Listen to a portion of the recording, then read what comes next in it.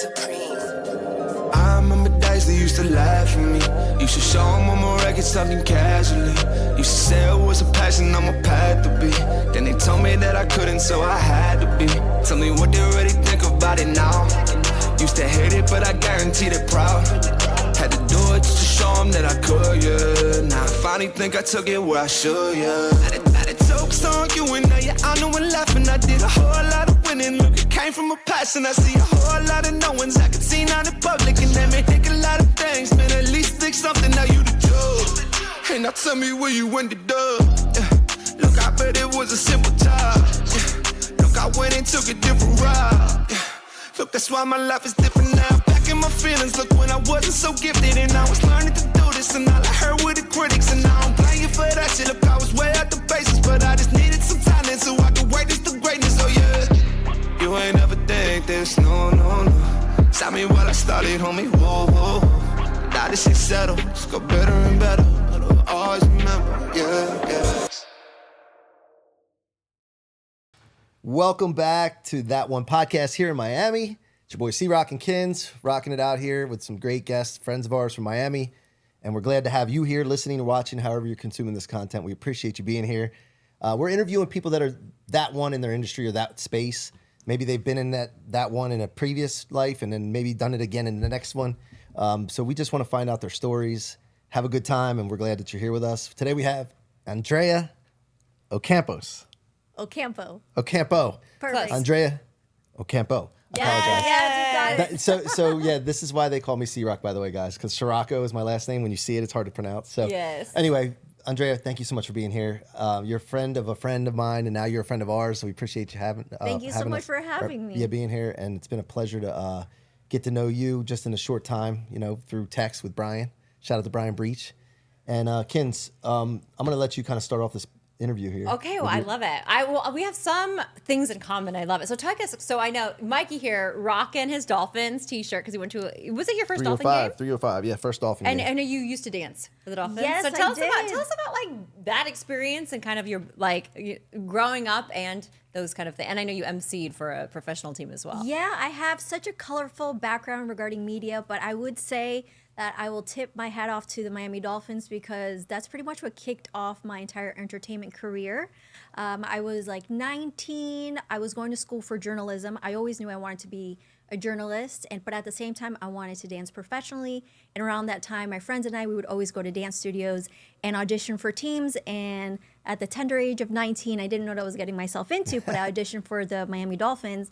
And I was very, very lucky. And I got brought onto the team, and I cheered for them for 3 years. Wow. And it was just really great because at that time, it was just a great starting point because it was an amazing organization to really understand work ethic, what it really took to be on the sidelines. And it wasn't just about dancing. It was really about representing an amazing team off the field and on the field. Yeah, because you guys do a lot of work outside of just dancing, right? Yes, like very in the much community and everything? Yeah, with the nonprofit organizations and the community. And I'm bilingual, hablo español, so they also were able to parlay that. So I would really say that the Miami Dolphins gave me that opportunity. Like my first real gig on TV and in the entertainment industry. What are some rules I want to ask you? Is it true there's a rule you cannot have a relationship or hook up with any of the players, or what's true and not? That is true. That is true. Okay. And I was always a rule follower, so I was always terrified to do anything that I would get in trouble or lose that spot. And so you are not allowed to date players. Okay. You cannot gain weight. Just kidding. No, but we know that. But that is an unwritten rule. Right. But did they put you on a scale and stuff, or they would just kind of? You know what? They wouldn't put you on a scale. Did they? But they did a couple things that were, I think, by today's standards, would be not nice. Right. Yeah. They had. Honestly, I think for me, that sticks into my head, and my girls and I, we still laugh about it, right? Because you either laugh or cry. Yeah. They would take pictures of you on the sidelines, and if you have like your baby rolls sticking out, they would highlight it and circle it with a with a marker. So here you are going into practice, going in on Monday, you're cheerful, you're ready to, do amazing, and all of a sudden you get a little note of saying that your role's sticking out. But hey, but some days are but different. self-love. Yeah, but the thing is, you could do everything right, but some days are just different. Even and for angles, men, like and every angle you could look. you might get a little bloated one day. Yeah. Exactly. Yeah. But overall, it was an Yeah. amazing experience. Yeah. That organization really formed my career overall, and I still love my Dolphins. Yeah, no, I knew you from wrestling. We talked about that offline, and I watch wrestling occasionally, not as much anymore. I mean, I wasn't a wrestler, so funny No, because but from the wrestling Yes. world, right? And you were a host, co-host. I don't know what you would call it. What was it? I was a ring announcer and a backstage reporter. Okay. And yeah, how yeah. did you get this gig? Take us through the process. It's so funny because I was working with the Florida Panthers. I was the arena host for 4 seasons. And my last season with the Florida Panthers, I became their Hispanic marketing director. I think at that time, I felt like I had done everything within the organization. I love my Panthers. I mean, how can we not, right?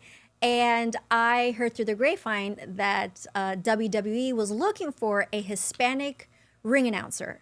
Originally, I was not interested just because I was like wrestling. I mean, back in the day, I was a fan, but I think in the Attitude Era, a little window. But when I found out that they were looking for a reporter, I was like, I'm really not interested. And then they came back to me 6 months later saying that they're still looking for her. And then I think at that time, it was all about timing. I was like, I wanted to really figure out what my next step was. And I was like, you know what? This sounds incredibly different, very risky. My mom was very confused about that, about that career path.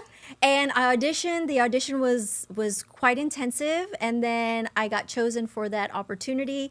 I learned how to be a ring announcer. Behind the scenes, they taught us how to fall, to not, obviously hurt ourselves when all the chaos comes your way.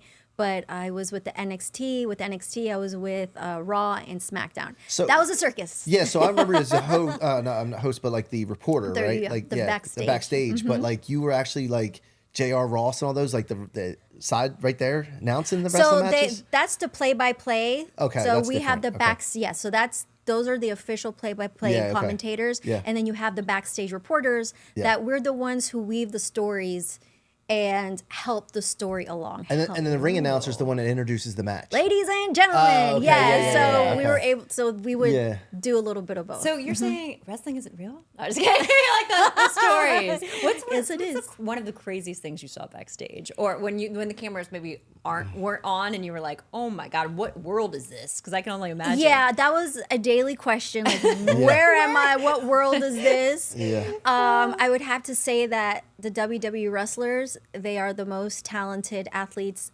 in the world. Wow. In the world. Okay. And I've worked in sports my whole entire Huge life. statement. Yeah, just because they're literally working every single day. There's no breaks. I will call them professional stuntmen. They would be working incredibly hard and honestly one of the most amazing type of athlete out there. Yeah, they got to look good still, They have too. to look good. And they're on the road 24/7. So they travel. They're not only traveling, but they have to look good. They have to eat right. And the schedule is very, very grueling. I think for me, a really cool moment was when I was in a meeting and the Undertaker sat right next to me because we were part of a pre-production meeting.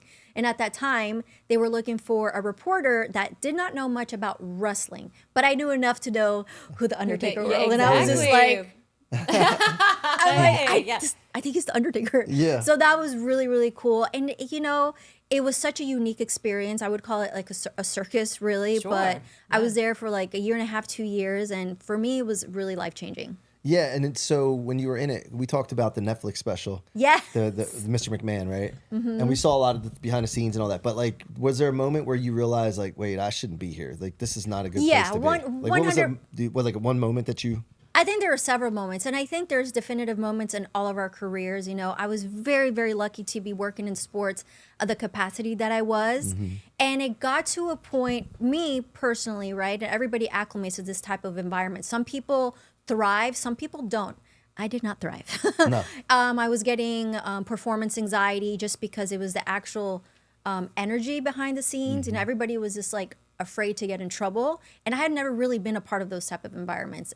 I was very lucky. It was the Florida Panthers. It was a very nurturing environment. I worked with FAU football. I worked with so many teams, and it was just a different level. And the nerves I mean, I messed up on live air, so it was not that's like. Yes. Yeah. Vince there's a story McMahon there. was not very happy with me. But the whole point, I just knew that I wasn't performing to the best of my ability. Yeah. And then I really started to have a lot of self-doubt.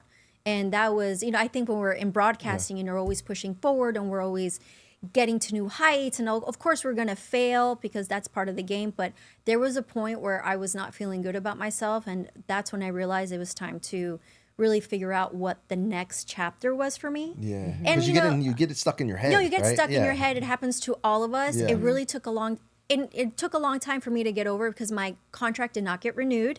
And at that time, my identity was really wrapped in my career just because I had done it at such a high level. So when my contract didn't get renewed and I moved to Orlando and I changed my life, I thought the world was over. Yeah, isn't it funny how that works? It's crazy, but for me, it was the best thing that ever happened just because I launched my agency 8 months after, my media agency after. Obviously, there was a lot of crying, right? There was a lot of self-introspection because I realized I didn't want to continue in broadcasting the way I had been doing it. I wanted to do bigger and better things. And I say better just because when you are at the mercy of a studio or somebody that could take your dream away, that's what really clicked. I needed to do something for myself on my terms. Yeah. And I took the jump as an entrepreneur. That's incredible. Yes. I will say every talent that I know that does that, live television is a different beast. I mean, it is like there's no, there's no smoke and mirrors. There's nothing to hide behind. Like if you're there, you're like a sitting duck. If you screw up, is the camera still on you, right? You just have to keep going. You just have to keep on going. I will say everyone I know has suffered major anxiety or had a panic attack live on air or like had a major screw up that they never lived down, things like that. Of so course. It's totally normal. The advice I would give is to just keep going. But you went and you just launched a whole other life, a whole other career. I definitely did. There was a lot of depression in between. Sure. Just because we glamorized I became an entrepreneur or, the next stage was amazing. There was so many pitfalls during that journey. But honestly, it was the best thing that happened to me because on the other side, right, you come out a lot better. Yeah, and we always feel like we're alone when we're going through those 100%. things. And it's normal. Like everybody goes through it. And when you're in broadcasting or you're in the limelight, you feel like you have to still have the smile, not show that you're failing, you're crying, you're depressed. But I think nowadays it's a lot. We can speak about it, right? And we can talk about mental health. Yeah, I think it was at the absolutely. precipice where mental health, it was still like, you can't really talk about it. You still have to show that you are succeeding. Yes, and you're smiling even though inside you're miserable. Yeah, like this is my real hair, I promise, Yeah, mine too. Yeah. So did you get to meet Vince? I did. Yeah. And so you had interactions with him or just met Very him, or- seldom. Yeah. I would avoid him. Yeah. Everybody, like the experience that I had, it wasn't like, I can't wait to see Mr. Vince McMahon. I was like, let me just fly under the radar. Is that kind of the way to survival there? Like longevity, would you say? From my perspective. Yeah. And no shade on anyone. It's real, yeah. From my perspective, yes. At least for me. I was like, a lot of people do that with their boss. They just, you don't ever want to be called to the office. You just exist and But under the radar, I was like, he's going right. Let me go left. You know What what I about mean? Linda or Stephanie or any Stephanie, of those? she was always very wonderful. She was very warm in the interactions that I had with Hunter as well, Triple H. Yeah. Everybody loves him. Yeah. It was such a unique experience, and although I had my challenges within that organization, I understand that it was a once in a lifetime opportunity, and I would have never have had the opportunity to be with these athletes that to this day I look up to. I'm really great friends with so many, and it really was. And when I look at my life, it was the opportunity where I learned the lesson and made me a better person. 100%. And how was life? Were you traveling? Were you ever home? No. I mean, did you have? Yeah, I was gonna say that's rough in itself. You have no routine, Exact. I was never home. I mean, at the beginning, you think that it's a great experience, and it was, but it's very hard. I mean, living on the road is very, very challenging. Yeah. Yes, every single day you are on. I was like, where are we? Where are we? Right before, I'm like, before I say welcome to Atlanta, I'm like, what city am I in? You always have to double check. Yeah. We're in Miami, right? Yeah, That's exactly. why I didn't want to forget. That's why I wore the shirt. That's why you wear the down. shirt. So Shit, I don't have to ask anybody. Where we are. 305. 305. Okay. So you mentioned something that I noticed the darkest times of people's lives. Yes. Of all the guests I've interviewed, all the times, whether it's a veteran, pro sports player, business entrepreneurship, they attach their identity to what they do. right? And then when that thing crashes, slows down, they're lost. And it's the darkest time right after that. It is. And I just want to bring up the topic though of like, is there a way to be proactive with that so that can you be successful without attaching yourself, your identity to it? 100%. And I'm so passionate about that topic because I think nowadays we're able to have dialogue about the real, right? The real, the things that are not real, the filters. And if we can really understand that we are definitely not a career, and a career will ebb and flow. Everything that rises must come down. Even if you're at your glory days, everything's constantly moving, right? But if we really have a sense of self, with our families, the people that we love, our hobbies, whether it's our fiance, our husband, our wife, we need to create an identity outside of that. Yeah. And it was really attached to who I was. And when it came tumbling down, everything else came tumbling down. And then after that, I needed to really figure out who I was outside of when the cameras were not rolling, when I was not getting booked, when everything was feeling like there was no tomorrow. That's so beautiful because that's such a transformation that you're like a phoenix rising, because then you get to really have a this is ending and then your new beautiful beginning awaits, And so then, I love that you said that, just because, and I really understood what seasons were in a personal life. There's everything's cyclical, and I think before I always thought things were linear or things were just going to whoop, right? Yeah. But like I said, everything that goes up must come down. And I honestly think you just really, really have to have so much self-love because it's a cutthroat business. It is a cutthroat. And like even for social media, it's still cutthroat, Yeah. So I love to speak to women in the industry, to really have an open rapport and just to really be able to have a life outside of what you're doing day in and day out. And it's wonderful to see someone so beautiful and polished, but like, oh my gosh, she struggled too. Oh my gosh, she didn't feel her most confident. She, it's lovely to see. Oh, thank you. I think we need to have those conversations. Yeah, because absolutely. I would be doing disservice to people to paint a picture that is not true. Exactly. Yeah, but do you think success is limited when you don't just throw your identity into it? Not at all. We can become different. We can become who we are, and obviously life is who we are. Yeah. Right? And in life is what we put out there. We could be a million things. And I've had, although my career was very centered in broadcasting, it still is, I became a food stylist I've done the coolest, most random jobs. I was a professional salsa dancer for 3 years, 4 years. So we become who we want, right? So I think nowadays being multi-passionate is not looked down upon, because I think when I started in the industry, you needed to be one thing and it was that one thing only. I think now we can be multi-passionate, very different. And I started DJ classes. That's more for me. No. Yes. But that's more for like me starting at -5. I'm the worst DJ on earth. But the whole point is allowing you to start from zero when you are a master at something is very, very scary. Yeah, we were just in Vegas and Paris Hilton was doing her DJ thing. So and like, cool. I love all the females on the rise of DJs because it's like you're getting booked and like it's fun. And I want to you learn never how. know. I need to take a class. I need to take a lesson. Girlfriend, That'd we be still got to take classes That together. would be so fun. I would love it. Yeah, so you've done a lot of things. I know. How do you stay focused?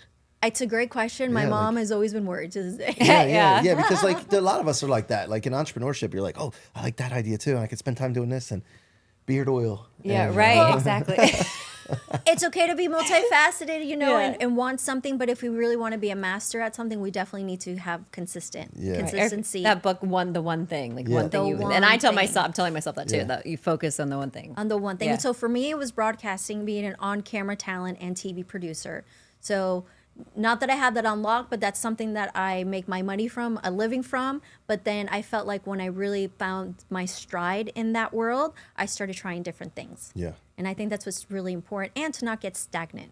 Yeah. Like, I get bored really easy. Oh, I think me me too, too. man. So Dr. Drew, you do some things with Dr. Drew? I do. Yeah, so tell us about that. Yes, I'm the senior field correspondent for Health Uncensored with Dr. Drew and a producer on his show. Yeah. It launched a year ago, and I'm happy to- Congratulations. That's awesome. fantastic. so much. It's definitely amazing. Dr. Drew is amazing, such a great human being, and we bring very impactful stories to life, people that are changing people's lives from a health perspective, from mental health perspective. And I'm lucky that I've been able to do that for the last year with the show. Yeah, I bet, man. I mean, I remember him back in the day. Was it Loveline or something? Loveline. Oh, yeah. That's For where I sure. learned about Loveline. Dr. Drew. Yeah. I think we all How do we all know? That's like That's one of those so things funny. I forgot, but it's like, oh, I totally remember Yeah. that. So Yeah. how did you connect with him? Or So specifically, I was working for a show called Earth, and it was an environmental show, and the executive producer Orlando Espinosa. I worked with him for years, and then he was launching another show, which was Health Uncensored with Dr. Drew, and that was happening like around COVID. So he was trying to do that for quite some time. COVID happened, delayed the project. But, you know, being somebody like I am, I'm always knocking on the door. I will stalk you until we make this happen. Yeah, that's fantastic. And it happened. And are you listening to him like all the time and learning? Oh, 100%. Do you catch yourself doing that? Definitely. Just he's a wealth of knowledge, and he's very approachable, and he's on so many mediums. Yeah. Right? What are some gems that you've just learned about anything from him that you're just like, all right, like? You know what I learned from him from observing? He's a great listener. And it sounds so simple, but I always find there's treasure in the simplicity. Yeah. Just because a lot of times when we have a microphone, we want to be able to sometimes speak a little bit more than listen. And he's such a great listener. And I think that's what makes him so likable, so approachable, and just great at what he does. Yeah, podcasting has made me a better listener. Yeah. Because like usually, especially when it's one-on-one, I have to be prepared for the next question, but I still have to listen to what they're saying. You know, so it's made me such a better active listener. And people don't realize to be a good listener, it burns up a lot of energy.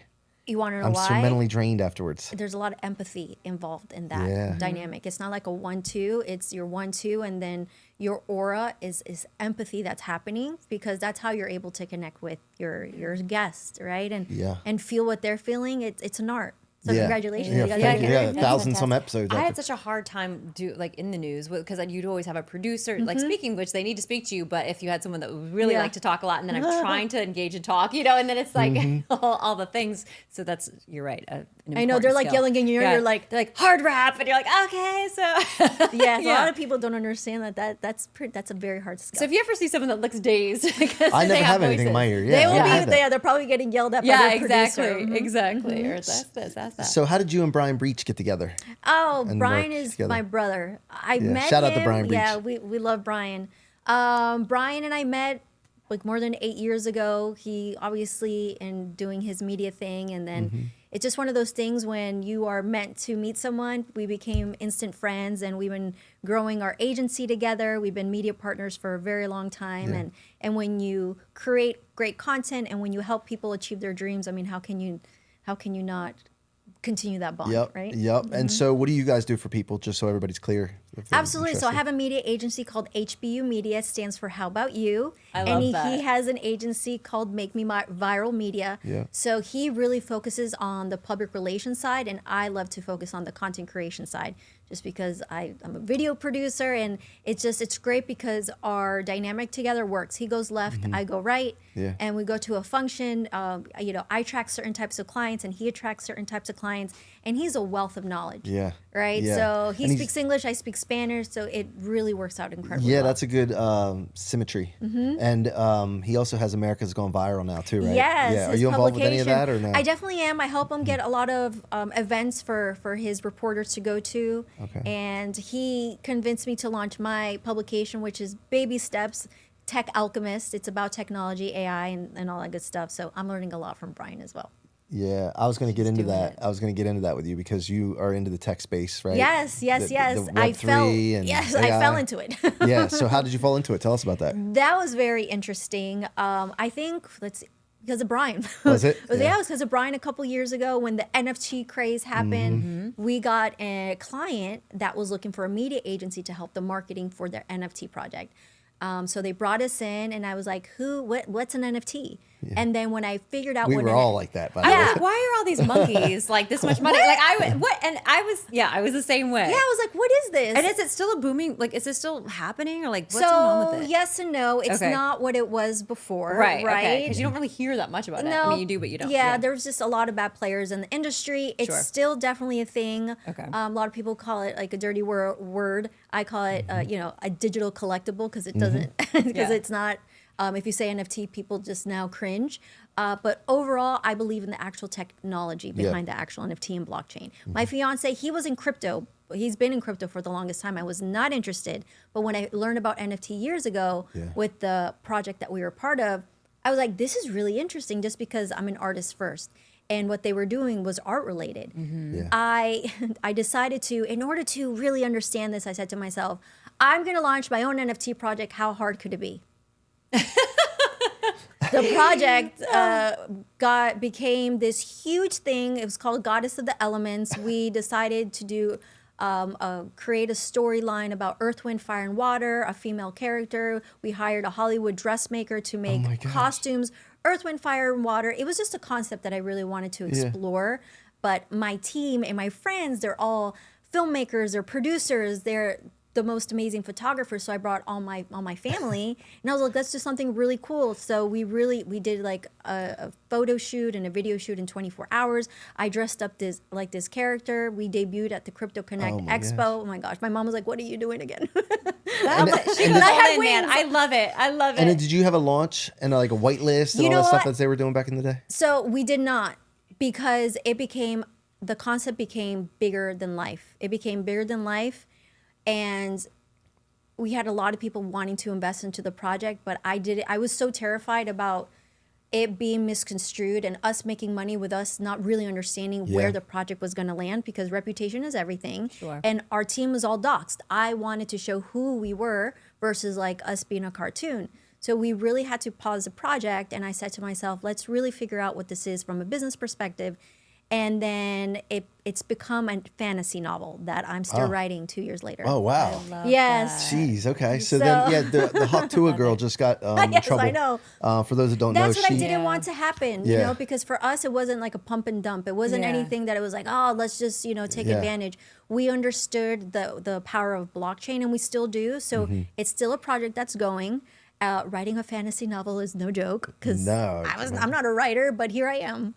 I cannot wait for this. Yeah, I cannot wait for this. And so, what are you doing now with the Web3, NFTs, and Bitcoin, all that? Like, AI? What are you doing with it? So now? right now, specifically, I am just focused on the fantasy novel. Okay. Right. So I want to be able to finish the actual one story, because the goal is to have a 4-part series: Earth, Wind, Fire, and Water. Okay. So the whole point is to be able to finish the fantasy novel and actually use the NFT or the blockchain to help people tell the story. So what we're trying to do is really show how to democratize storytelling. So imagine, did we all watch Game of Thrones? Yeah. Yes. The ending was not that good, in my opinion, right? Yeah. Imagine if we were able to allow the audience to be able to help tell that story. So Incredible. How do you do that? exactly, that's literally what we're trying to do. Oh, okay. So essentially, It's a secret? You can't it's tell? not at all. It's okay. like, essentially, I really believe that there's a mechanism there where if somebody were to purchase the NFT or the digital collectible, anybody who has part of the digital collectible is going to help tell the story. There's different ways to go about it, and that's where there's a lot of back end work, because how do you have the whole world help tell a story? Right. It's almost like choose your own adventure. Do you remember those? But back in the day, that was so rad. You could go this way. And It's like Mad Libs. Yeah. I'm like, we're bringing back Mad bringing Libs. it back. That's awesome. That's where I see the power of blockchain for our project. Yes. So essentially, I believe this will be a lifelong journey, a lifelong project. And, I'm not afraid to say we had to take a step back. I'm not afraid to say that, what, we spent a lot of money, and we weren't willing to spend a lot more, because we're normal people and we need to live. Yeah, exactly. And I really wanted to ground the concept and to do the story justice, and not just be a business just to be a business. Yeah. It's our heart on the line. So essentially, that's where the Web3 aspect comes from, because we're democratizing that makes storytelling. Yep. And then with AI and everything, we're integrating that into our agency. We're translating e-courses into all different languages to make them accessible for everybody all over the world. So easy now. It is. Easy, yes. Time consuming. Yeah, she's like, I don't know if it's easy. Yeah. Easy But because it's accessible. Yeah. Time consuming. Yeah. We do Yeah, not have exactly. all that. Yeah, because right now I'm actually translating an e-course that I produced, a media impact branding 101.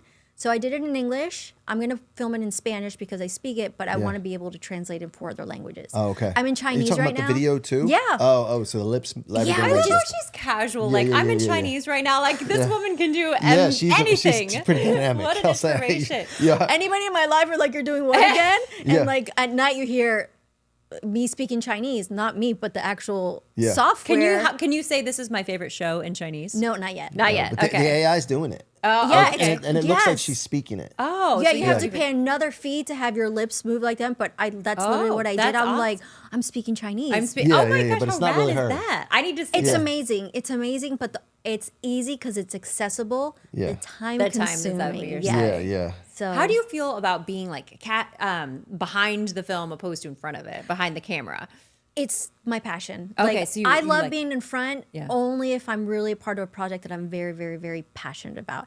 I think when you're behind the scenes and you create something from scratch, that's literally where you become an executive producer. Mm-hmm. You're able to get funding, you have control. You're not at the mercy of people, right? And we know how that is. And Yes. my career was dictated by whether or not somebody liked me or not, and that's scary. That's Yeah. really Yeah. scary. So when you are behind the camera, you have a lot more control. And I love to be able to work with my friends, meaning I see a project, does it need funding or does it need a videographer, an executive producer, or any of my amazing team. And I'm like, let's try to bring this to life from beginning to end. I That think good that's energy. cool. Yeah, people you trust and you like to be Of around. course. Yeah. And this industry is constantly moving, and I wanna film and produce and have an agency until I'm 150. That's the only way to do it. That's So the have only you way to raised do it. funds yet, or like for any projects yet? Or I help a lot of projects raise funds. So I do. What's some of the things that people can take from that? Like if they wanted to raise funds for, I don't know, a film or, So I will have to say everything takes a lot of work, right? You need to be course. incredibly passionate. And I think the people that just want to do a get rich quick, I don't think it's for you. Yeah, no. I think it's available to everybody, which is great, but it's also available to everybody. So where do you start? Right. So, right, we're inundated with information. When inundating, you get, I always say, your path to Eureka. We all can get there, but now there's so many paths and you can do it. Yeah. I would have to say, surround yourself with people that have done it before, right? Understand that it's a long, long process, because if you're pitching to Netflix or if you're pitching for a feature film, that's a very long time. I've been pitched to networks to have my own show, 3 years in the making, and it didn't happen. Right. So it's one of those things where you need to be in this for the long haul. I love it with all my heart. And you just need to be surrounded by people that have your back. And speaking of that, your fiance, tell us Yes. about whatever you want to divulge, but Of when is the course. wedding and what, just tell us about your fiance. So I've known my fiance for 17 years. Oh, We were wow. friends for 17 years. Okay. It was a timing thing. Yeah. Right. So he was always in my corner. I had a life. He had a life. Meaning, like, I got married, divorced. He got married, divorced, had children, and it was a timing thing. But was there ever attraction early Oh, on? always. We always tried, but okay. it Yeah. didn't happen. Gotcha. But what clicked? It's just the timing? It was a timing of Yeah. everything, and I always joke with him. He was in the friend zone for a very long time. Yeah, but he yeah. was somebody who was relentless and never stopped. And he always had the same motto. He's like, "You were meant to be mine," and he said that since we met. Did it like freak you out though when somebody says it to you and you're not into them yet, or like? I always like, that's a line. It never really freaks me out because I'm like, Okay, that's the yeah, line. yeah. But I'm like, he had it since day one. I'm like, fine. It was true. Yeah. But yeah, it was a timing thing, and Yeah. I think around that time when I realized I think it was time for us, it was very genuine. I had healed from so much, stuff in the past, and I think when we are the best version of ourselves, beautiful things can really happen. And my heart was ready for it, and he was there. How did you propose? I'm like such a romantic. Oh, well, so we're getting married November of 2025. So we Okay. have a year to Okay. go.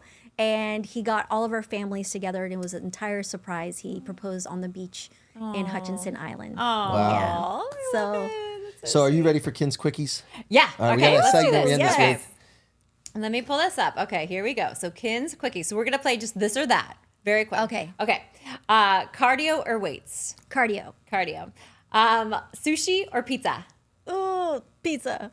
Okay. Miami or Colombia?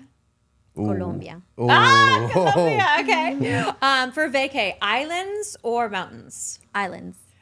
With your fabulous fiance, stay in or go out? I'm a stay-in girl. He's a go-out. Yeah. Okay. Basketball or football? Football. Okay. I love this. And then do you want to add anything to this? No, Okay. go ahead. And then the last one I have, well, actually I had a question for you. Yes. I wanted to see if you could show me a salsa move.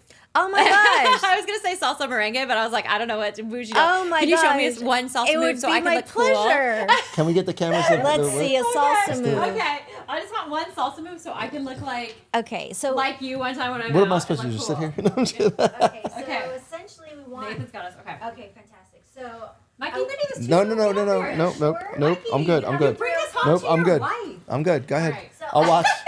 we're gonna do something really basic. We're Okay. just gonna go side to side. Okay. And we're gonna go 1, 2, 3, Okay.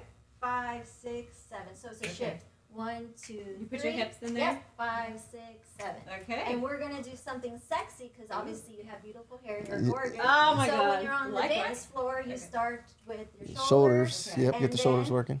When you get comfortable, then you Flip the swap hair. your There you go. Oh my God, I'm doing this tonight. Exactly. So when you play with your hair, Look you at know, this queen. Oh my God, I love You're gonna it. go to. She's gonna go to Mango's. I'm gonna go. Yeah. Mango oh my South God, Beach. Thank you. Look at this little. Oh my God, I love I her love so much. dancing, so anywhere I can Yes, we'll have to do a whole girls' night. Mike is Well, invited too. listen, Andrea, thank you so much for being here. It's been Thank a you for pleasure. having me, you and, guys. Yeah, and look, at the end of the day, like we want to make connections through podcast world and help and serve and It's do all about more helping things together. people. And I think that you're the type of person that we want to surround ourselves with. So we appreciate that. Thank you so Likewise, much. the feeling is very mutual. This Yeah. woman does it all. Yep. All right, guys. Thank you for listening or watching, however you're consuming this content. It's your boy C-Roc and Kinz and Andrea Ocampo. I got it right that Yeah, time. you did. Make sure you subscribe, tell your friends, family, coworkers about us. And by the way, where can they find more about you? Oh my goodness, you can start on my Instagram, official Andrea Ocampo TV, and then from there you can follow all of my links. All right, go do do it, guys. that Go hair do it, move, too. guys. You could do Flip it. my bald head. Until next time, be that one. Just because when you are at the mercy of a studio or somebody that could take your dream away, that's what really clicked. I needed to do something for myself on my terms, and I took the jump as an entrepreneur. That see, 8 months after my media agency, after obviously there was a lot of crying, right? There was a lot of self-introspection.